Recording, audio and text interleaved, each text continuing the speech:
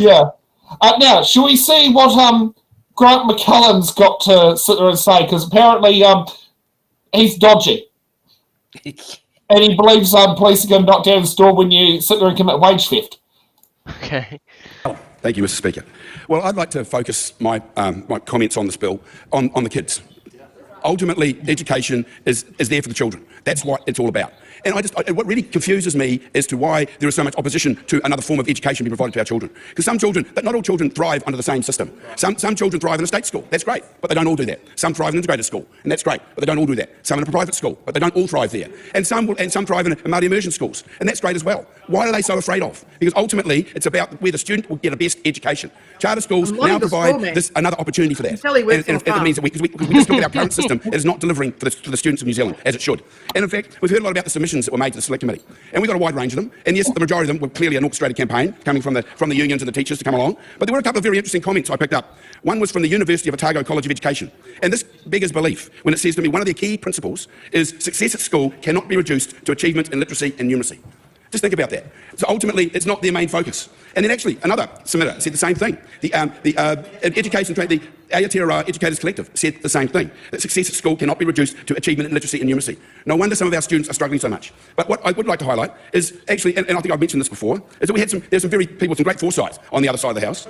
And they made some great comments, actually. And one of them's in the House tonight, this morning, I should say. And one of the great quotes is, the charter school model presented an opportunity for us to work with whānau and switch them onto learning. We provided a wraparound solution to re-engage Māori parents and their children into learning. That was the Honourable Willie Jackson. The Honourable Willie Jackson. And actually, he received great support. I have here a headline, Labor MP backs Jackson on charter schools. And his quote was, the bottom line is, why would you stop something that's working? And to the Honourable Piri Hanare, I thank you very much for your support. And on that note, I'd like to say, I look forward to this bill being introduced and I commend it to the House.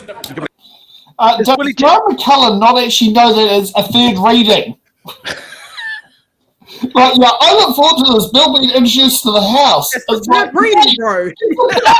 Go to law and get royal assent.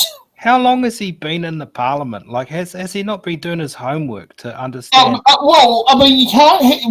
Remember his speech on the wage theft, wage theft, Abraham's bill.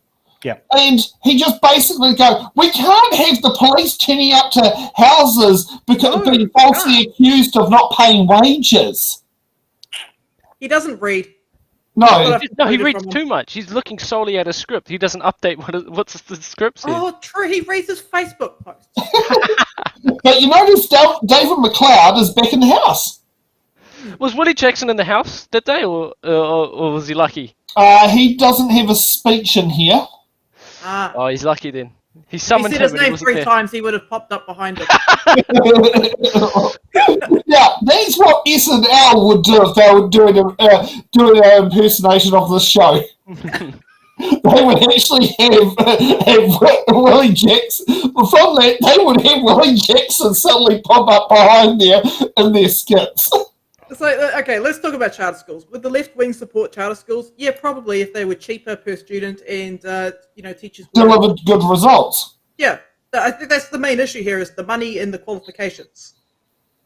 Yeah, I think the big issue with charter schools I have is that it's not transparent. There's very little of accountability you can have there, right? I'm probably the most supportive of charter schools out of everyone on this panel here. But you agree with the word accountability. I think there needs to be some sort of system where if a charter school doesn't provide results, doesn't provide outcomes, there needs to be something there to stop that from happening. Because it's called a commissioner. I mean, hey, I remember when Nainai College had a commissioner put in, and then they sat down there and headhunted the principal of Kapiti College to take over as the principal of Nainai College.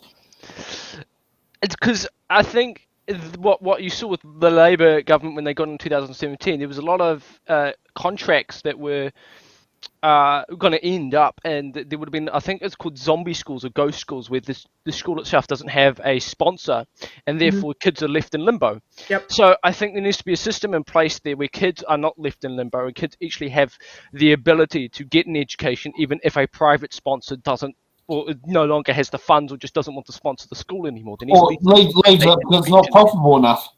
Yeah. This is where Nick comes in, I guess.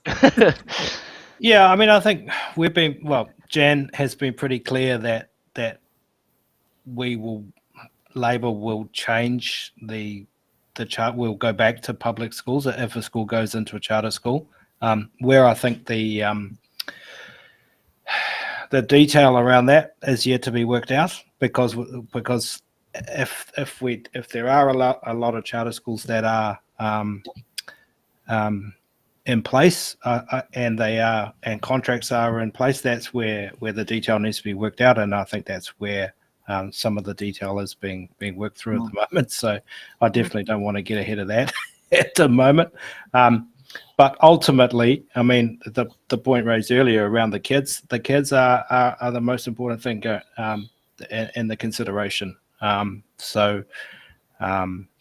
That will be one of the most important considerations, to make sure that the kids' education is not compromised in any way.